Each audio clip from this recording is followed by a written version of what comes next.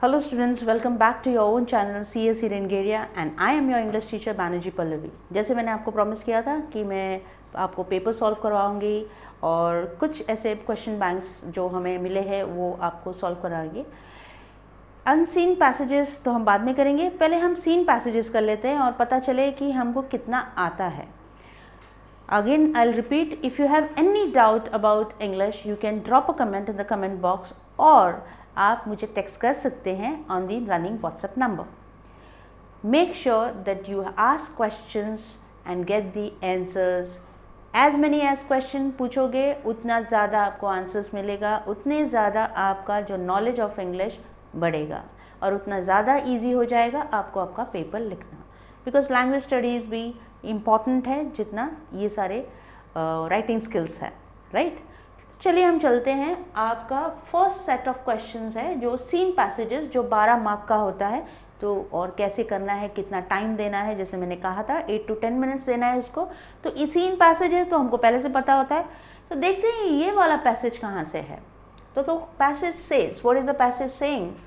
Okay, punctually at midday, he opened his bag and spread out his professional equipment, which consisted of a dozen cowrie shells, a square piece of cloth with obscure mystic charts on it.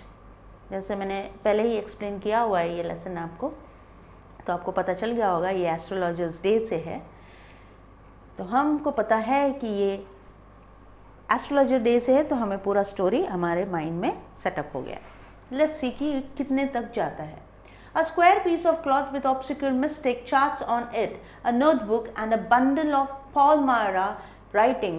His forehead was resplendent, glorious with a sacred ash and vermilion, and his eyes sparkled with a sharp, abnormal gleam, that is shine, which was really an outcome of a continual searching look for customers, but which his simple clients took to be prophetic light and felt comforted.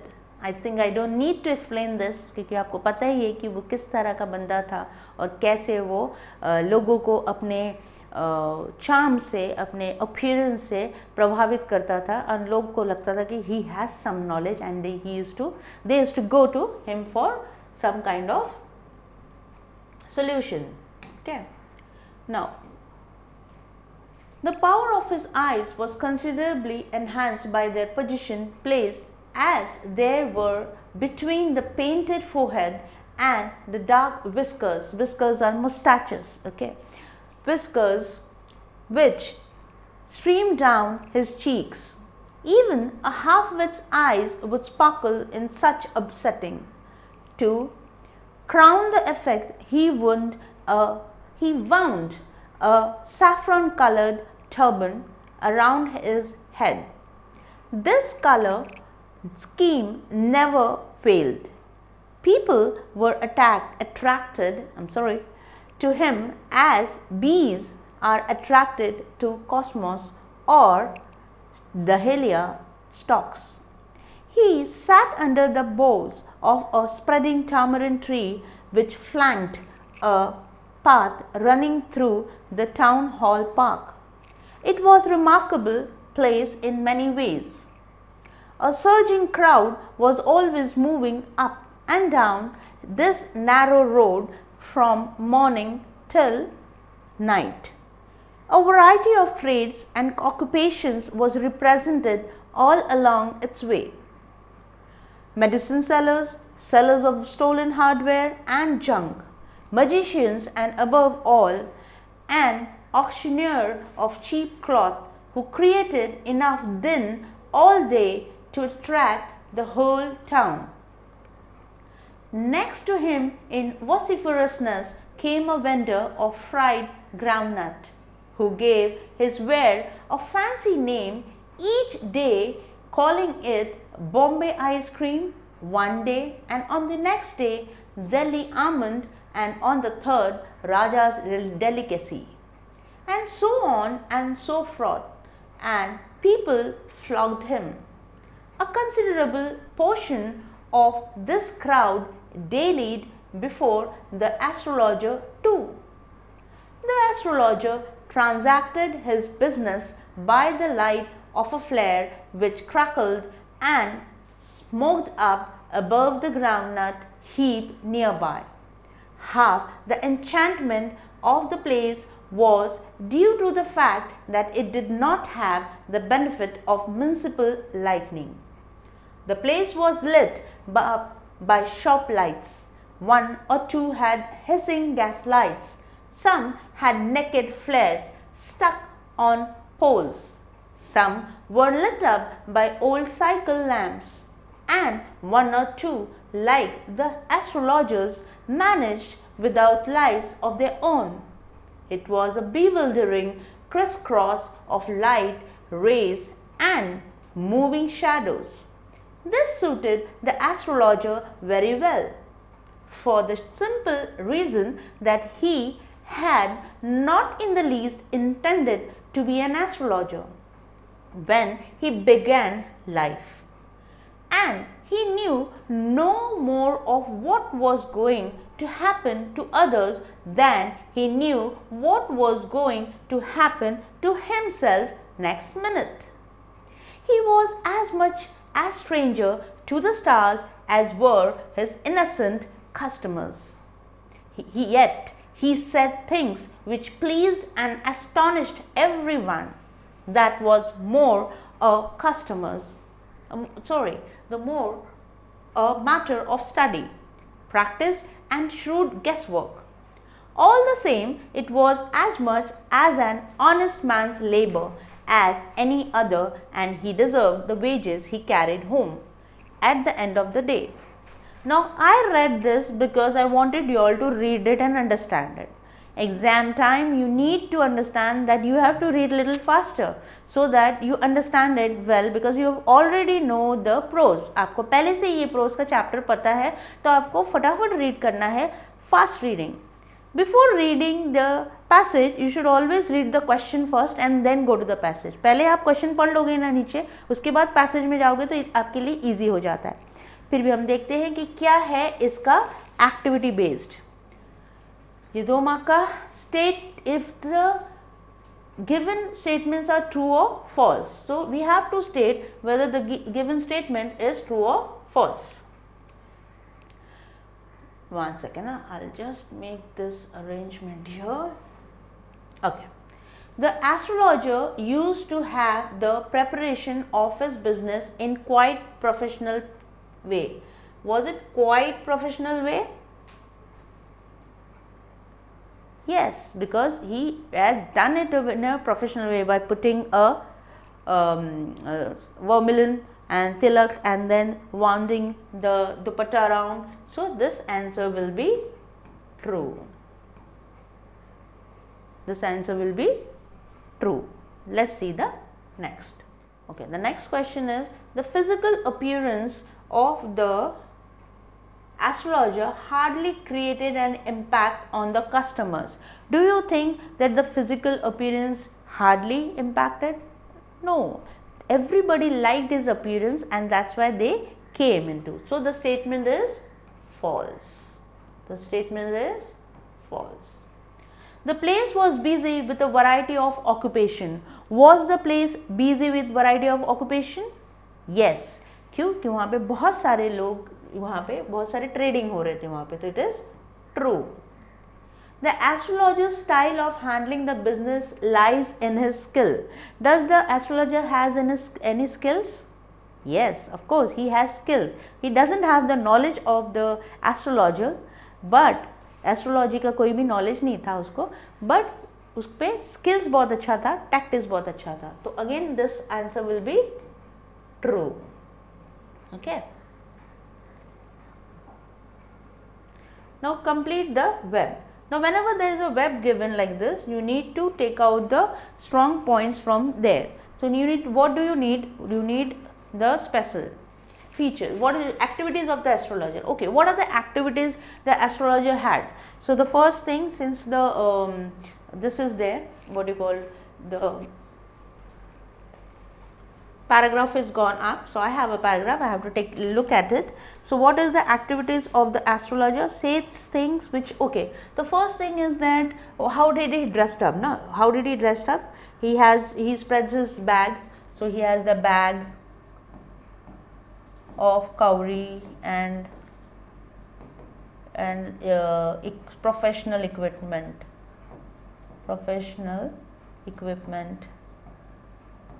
Okay, then what did he have? He spreads it, and what he says things. He says things which pleased the customer. Okay, he says the same thing which pleased this customer. You know, na, how he said the person that somebody is there. If somebody goes there and says ki haan, some woman is there who is going to harm you, even if there is nothing, but somebody will start thinking haan shayad. The same way he had that he used to please people by saying all this thing. He has that professional look by wounding turban, putting saffron tilak. Then you can also say what do you call, the forehead has that tilak, and the mustache, the dropped mustache is his unique mustache. Okay, another fourth you can write that okay, he professionally how he managed activities also. He took the flare, okay, flare light, right, under the tamarind tree, the bow of the tamarind tree.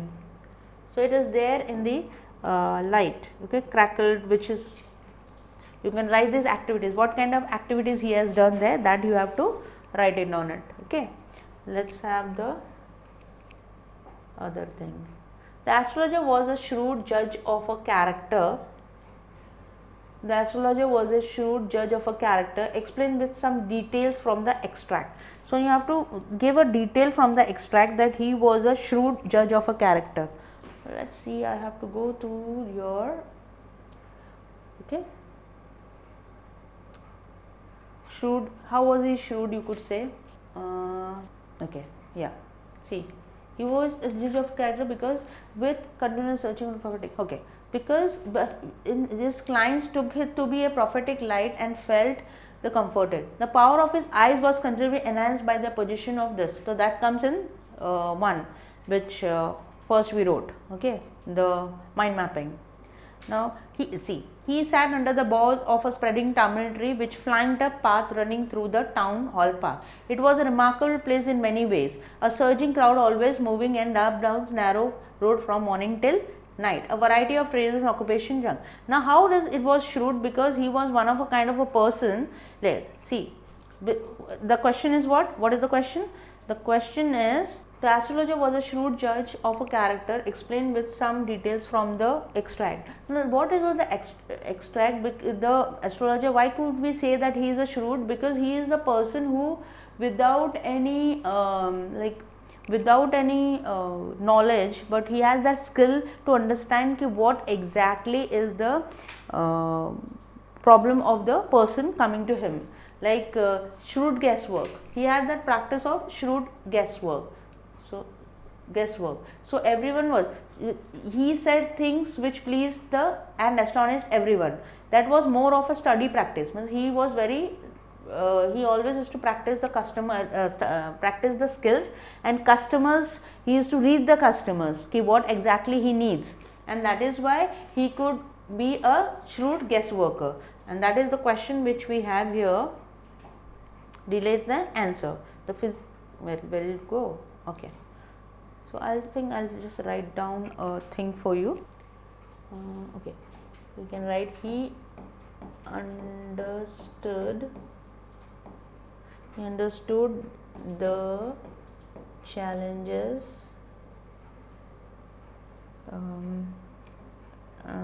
of life and figured out easily, figured out easily. The astrologer worked for having minimal lighting. So he knew that is the lightings are minimal, and still having around him not much things, still he could do. So that is the judge of that is the astrologer was a shrewd judge of character. So this is why his character is shrewd. The reason we say, because we have,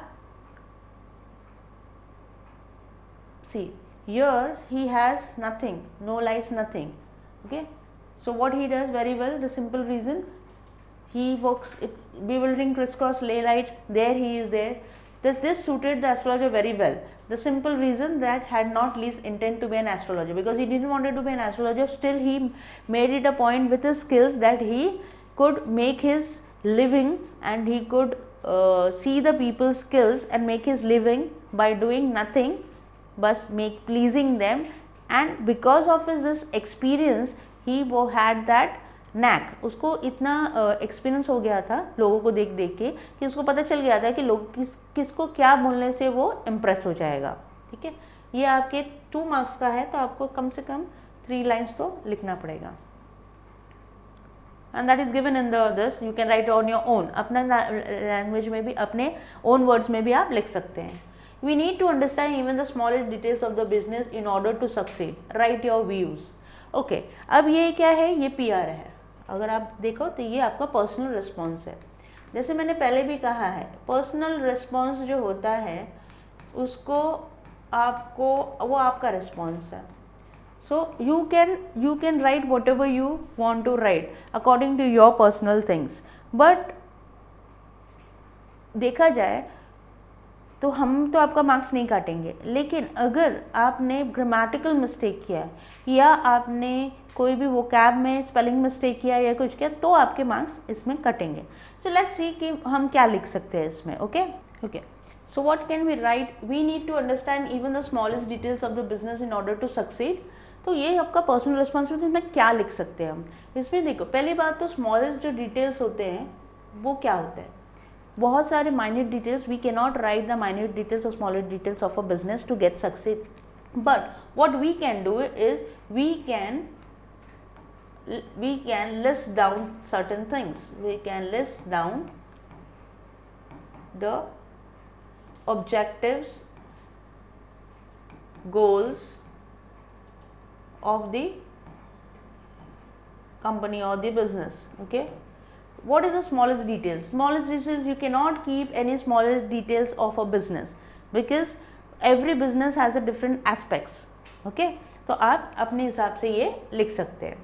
next हो गया आपका do as directed. Personal responses के अलग से video बना दूंगी मैं, जिसमें सारे आंसर्स आपको इस प्रकार के जो क्वेश्चंस होंगे इसके आंसर्स लिख के मेरे पर्सनल रिस्पॉन्स में आपको बताऊंगी. उसमें आप मॉडिफाई करके, आप अगर वैसे ही कुछ क्वेश्चंस आ रहा है तो आप मॉडिफाई करके आप लिख सकते हैं. A5 वाला क्वेश्चन जो है आपका डू एज डायरेक्टेड है. अब देखते हैं हम इसमें क्या क्वेश्चन है. It was a remarkable place in many ways. Choose correct alternative to rewrite the given sentence as an exclamatory sentence. Okay, exclamatory तो हमें पता है कि जब भी ये मार्क आ गया है यानी ये exclamatory sentences है. So it was a remarkable place in many ways. तो exclamatory sentence अभी कैसे, अभी यहाँ तो दिक्कत हो गई कि सब में exclamatory है. अब कैसे होगा कि हम कैसे पता करेंगे कि ये राइट आंसर है. पहले हम एक एक करके देख लेते हैं. हमको क्या करना है, एक्सक्लेमेटरी बनाना है. तो it was a remarkable place in many ways. तो ये तो सिंपल सेंटेंस हो गया, इसका कुछ मतलब नहीं है. This is very simple. How a remarkable place in many ways it was, इसका तो कोई मतलब ही नहीं होता. हाउ कोई एक्साइटमेंट, एक्सक्लेमेटरी का मतलब एक्साइटमेंट होता है. What a remarkable place in many ways it was, ये तो लग रहा है ऐसे. देखते हैं. What a remarkable in many ways the place it was. तो ये तो प्लेसमेंट का प्रॉब्लम हो गया. सो ये वाला जो है ये करेक्ट है. यहाँ पे एक्साइटमेंट दिखाई दे रहा है. What a remarkable place in many ways it was. तो ये आपका आंसर हो गया. Let's see the next one. He spread out his professional equipment, which consisted of a dozen cowrie shells. Choose correct alternative to rewrite the given sentence as compound sentence. अच्छा, अब compound sentence क्या होता है? Compound sentence होता है जब दो sentence को मिलाया जाता है. Okay? अगर दोनों sentence में compound sentence का मतलब होता है दो sentence को मिलाया जाना, यानी two different sentences into one this, that is and, but, also, ये कोई भी वर्ड जो है जो सेंटेंस को जोड़ती हैं. लेट्स सी कौन सा सेंटेंस जुड़ रहा है. ओके, कंपाउंड सेंटेंस बनाना है आपको. Okay, let's see the first one. He spread out his professional equipment but it consisted of a dozen cowrie shells. तो अगर आप ऐसे लिखा लो तो भी ये he spread out his professional equipment it consisted of a, तो यहाँ पे तो ये नहीं समझ में आ रहा है, ये तो कंपाउंड नहीं हो सकता. He spreads out his professional equipment and it consisted of a dozen cowrie shells. पर यहाँ पे कोमा which consisted आना चाहिए, तो which का जो प्लेसमेंट है उसको हमको देना है. तो हम ये करते हैं वापस से. He spread out his professional equipment that it consisted, but it consisted. अब ये दो and बच गया है. He spread out his professional equipment and it had consisted. had तो है नहीं यहाँ पे. Which consisted है ना, and it consisted, तो ये वाला and जो है and it consisted of dozen curry, तो means this one is right. Okay? तो कंपाउंड में ये जो and है ये आया है it consisted, which की जगह पे हमें यहाँ पे and डाला है, लेकिन वो which का काम करना चाहिए. राइट? नेक्स्ट. ओके, जैसे मैंने पहले भी आपको बताया कि वोकैब होना बहुत ज़रूरी है. तो यहाँ पे find the synonyms for the following words from the passage. Okay, passage में से आपको ये वर्ड्स को निकालना है. पहला वर्ड है आपका कंफ्यूजिंग, तो हमें तो पैसेज में जाना पड़ेगा. Hello, let's see. कंफ्यूजिंग. सो अगर आपने ये लाइन पढ़ा हो, It was a bewildering crisscross of light rays and moving shadows. मतलब confusing. bewildering का मतलब होता है confusing. Okay? So आपका जो आंसर यहाँ पे आएगा ये हो जाएगा bewildering. Okay? Hanging around. Now what do you mean by hanging around? मतलब इधर उधर घूमना. ओके, तो हैंगिंग अराउंड, यहाँ पे हैंगिंग अराउंड कहाँ पर है? Let's see. ओके, एक कंसिडरेबल पोर्शन मतलब बहुत से लोग ऑफ हिज क्राउड मतलब क्राउड के डैलिड बिफोर द एस्ट्रोलॉजर. डैलिड मतलब हैंगिंग अराउंड, इधर उधर घूमना, उसके आजू इर्द घूमना, आजू बाजू घूमना. ओके, सो दिस डैलिड मतलब हैंगिंग आउट. यहाँ पे हो गया आपका. Okay, this is dallied, this is bewildering. अच्छे से देख ले, अगर यही आ गया तो आपको इजी पड़ जाएगा आज बाद में जाके लिखना. ठीक है. नेक्स्ट वाला है डिफ़िकल्ट टू अंडरस्टैंड. ओके, मुझे तो पता चल गया है कि क्या है, अब आपको भी पता होना चाहिए था क्योंकि ये तो मैंने अपने इसमें करवाया था आपसे. आप जब भी मैंने ये चैप्टर कराया था तभी उसमें मैंने आपको ये बात बताई थी. अगर आप यहाँ देखें, एक वर्ड है a square piece of cloth with obscure mystic charts on it. Obscure मतलब कोई भी चीज़ जो सही नहीं है, मतलब जो क्लियर नहीं है, जो डिफ़िकल्ट है अंडरस्टैंड करने के लिए. To understand the difficult to understand. तो ये यहाँ पे जो आपका यहाँ पे जो वर्ड का मतलब है difficult to understand is obscure. Obscure. ये जो था ये हमारा था क्या, डैलिड. और ये क्या था, bewildering. राइट. अब है magical effect. Okay, magical effect. आप बता सकते हो अगर आपको बिना देखे उसे याद आ जाए आपको वो वर्ड क्या है? Magical effect. Let's see. Light of a flare which crackled and smoked up above the ground heap nearby. Half the enchantment of the place was due to the fact that it did not have any benefit of municipal light. Municipal light नहीं था, इसी वजह से जो उसका जो look था वो एकदम ब्यूटीफुल था, मैजिकल था. तो एन्चैनमेंट, मैजिकल का मतलब होता है एन्चैनमेंट. यहाँ पे इसका मतलब एन्चैंटमेंट का मतलब एक्चुअली मैजिकल होता नहीं, वो यूज़ होता है सर्टेन जगह पे. इंग्लिश है, सब अलग अलग मीनिंग हो जाती है जब अलग अलग जगह पे वो प्लेस्ड होता है वर्ड्स. डिफ़िकल्ट टू अंडरस्टैंड क्या था? Obscure, right. और हैंगिंग अराउंड क्या था? डैलेड. देखिए मुझे तो याद हो गया, आपको भी याद हो गया. कंफ्यूजिंग का मतलब था bewildering. अगर ये चैप्टर से आया और यही एक्सट्रैक्ट आया तो आपके लिए ये बहुत ईजी हो जाएगा. So confusing is bewildering, hanging around is dallied and difficult to understand is obscure, magical effect is enchantment. Now we'll go to the next. Read the extract and complete the activities given below. So again when we have an extract, the young liftman in a city office who threw a passenger out of. इतना पढ़ के मुझे समझ में आ गया है कि ये ऑन सेइंग प्लीज़ वाला चैप्टर है. ठीक है. तो who threw a passenger out of his lift the other morning and was fined for the offence was undoubted in the wrong. It was a question of please. The complainant entering the lift said top. The liftman demanded top please, and this concession being refused, he not only declined to comply with the instruction but hurled the passenger out of the lift. This, of course, was carrying a comment on manner too far. Discourtesy is not a legal offence and it does not excuse assault and battery. If a burglar breaks into my house and I knock him down, the law will acquit me, and if I am physically assaulted, it will permit me to retaliate with reasonable violence. It does this because the burglar and my assailant have broken quite definite command of the law.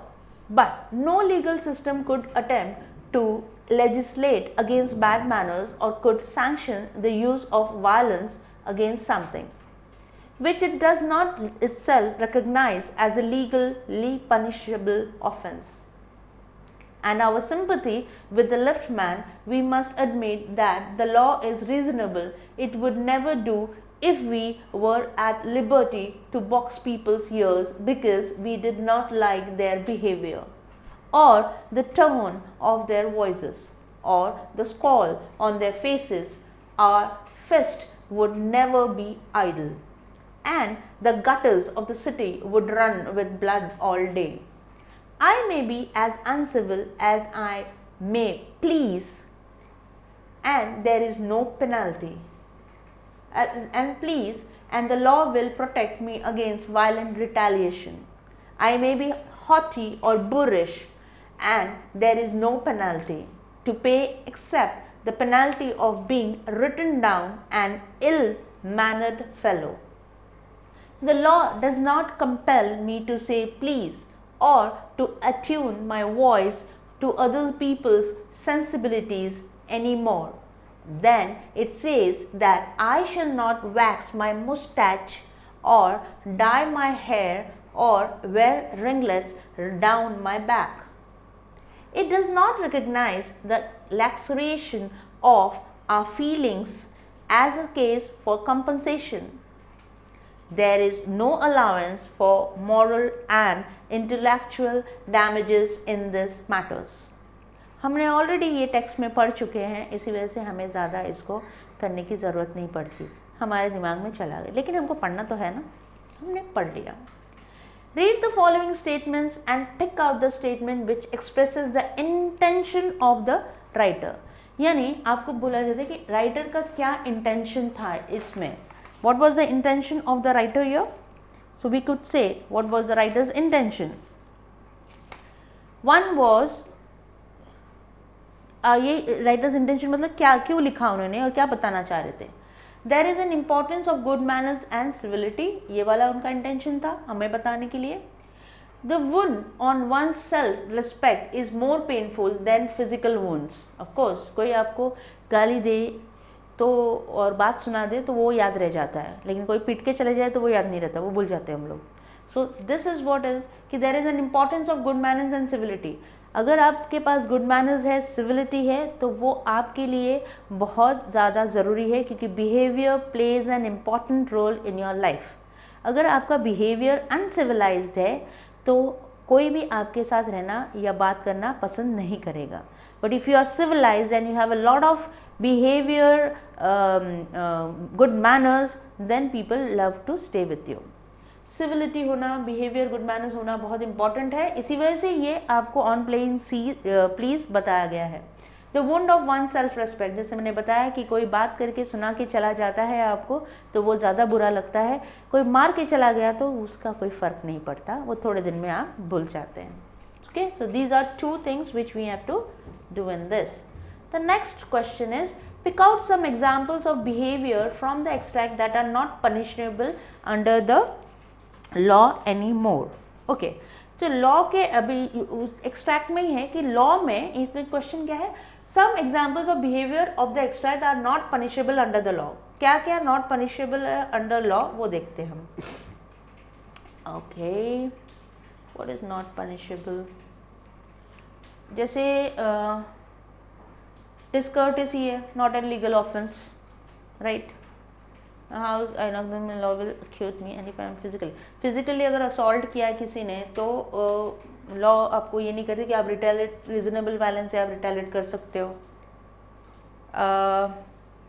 जैसे आप स्कॉल faces के लिए there is no this, then you have tone, ये सब चीज़ों के लिए आप बुरिश बिहेवियर, ये सब चीज़ों के लिए आपके पास the law doesn't have, there is no law for this, like being ill-mannered, having skull face, or not dyeing your hair, mustache. So these all are things. ringlet नहीं पहना अपने hair में, ये जो dye my hair, wear ringlet, wax my mustache, ये सब चीज़ों के लिए law punish नहीं करती है. There is no punishment for the law. तो यही आपको ये पूछा है कि where did I go? Okay, तो यहाँ पे 4 आप इसमें दे सकते हो. The passenger, now this is again personal response है आपका. ओके, दिस इज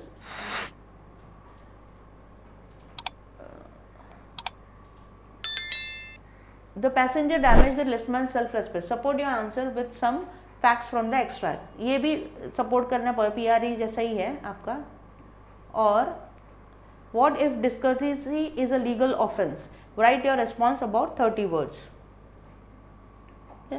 अगर डिस्कर्सिटी जो है, जो असभ्यता बोलते हैं जिसको, वो अगर लीगल ऑफेंस होता तो आप क्या करते. ऑब्वियसली अगर वो लीगल ऑफेंस होता तो पता नहीं रोज़ ही कोई ना कोई मार ही खाता, तो कोई ना कोई तो मर्डर्स भी हो जाते, असॉल्ट्स भी हो जाते.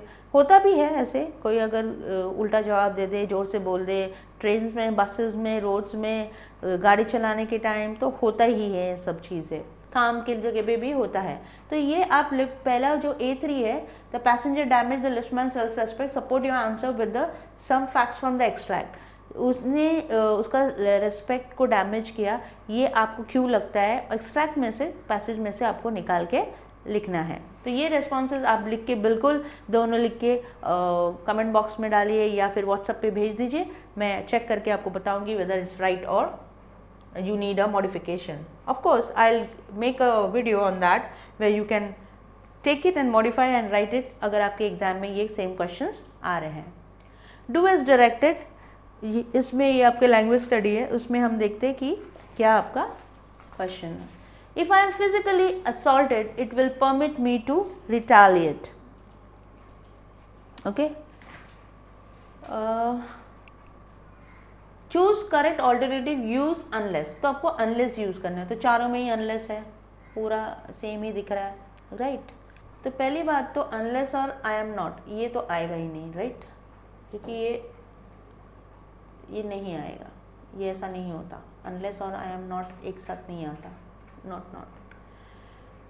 Okay, unless I am physically assaulted it will permit me to retaliate. Unless I am physically assaulted it would, will already है, वुड, लेकिन अब इट वोंट आना चाहिए। तो unless I am physically assaulted it will not permit, तो won't यानी यहाँ पे ये, सो आपका थर्ड वाला राइट है।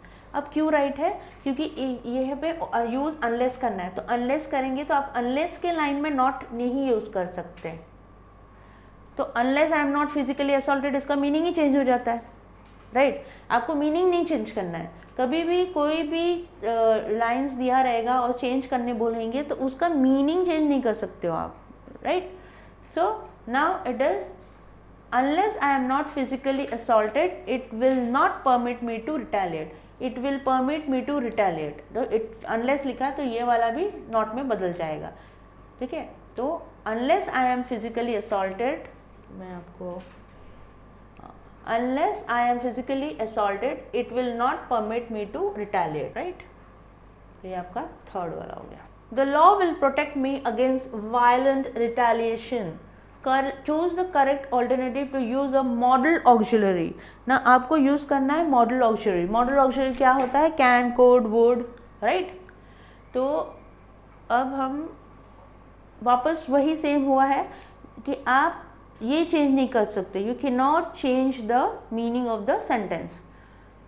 तो the law will protect me against violent retaliation. चलो हम एक एक करते हैं। द लॉ कैन प्रोटेक्ट, नहीं।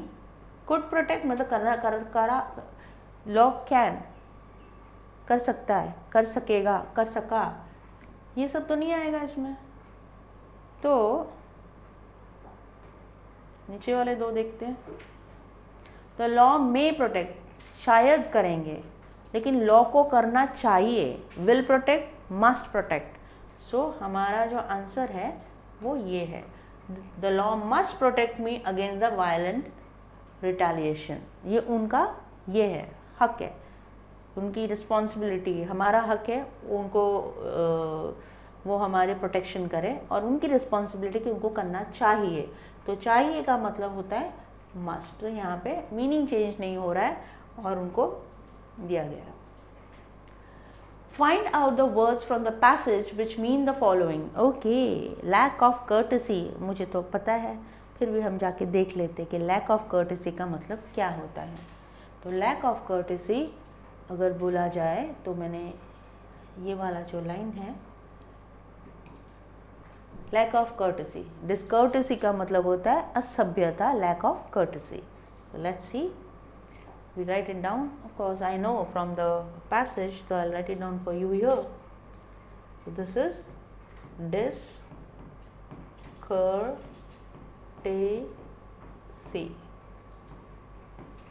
okay, fight with the fist यानी to box, इसको to box,